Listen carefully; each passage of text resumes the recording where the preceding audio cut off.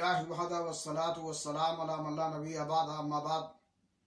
इस्लामी भाइयों, लोगों से खंदा रूई से मिलना और उन्हें तकलीफ ना पहुंचाना बल्कि राहत व आराम पहुंचाने की हर मुमकिन कोशिश करना और उनके काम आना और उनके लिए वही पसंद करना जो अपने लिए पसंद करे इंसान, ये सब अखलाकी खूबियाँ हैं जो इस्लाम की नज़र में नेकियां हैं।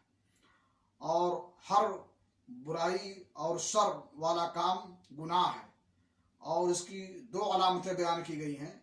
एक तो ये कि इंसान के दिल में वो खटके और दूसरे ये कि लोगों का उस पर मुत्तला होना उसे नापसंद हो।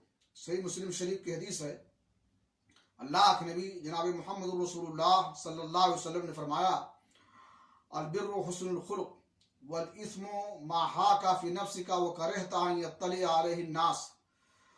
नेकी अच्छे अखलाक का नाम है और गुनाह हुआ है कि जो तुम्हारे दिल में खटके और तुम्हें नापसंद हो कि लोग उस पर मुत्तला हों और ये चीज़ तुम्हें नागवार हो। अल्लाह रब्बुल आलमीन से दुआ है कि अल्लाह ताला हमें नेकियां करने की तौफीक अता फरमाए और बुराइयों से दूर रखे। वाह खुदा अल्हम्दुलिल्लाह रब्बिल आलमीन।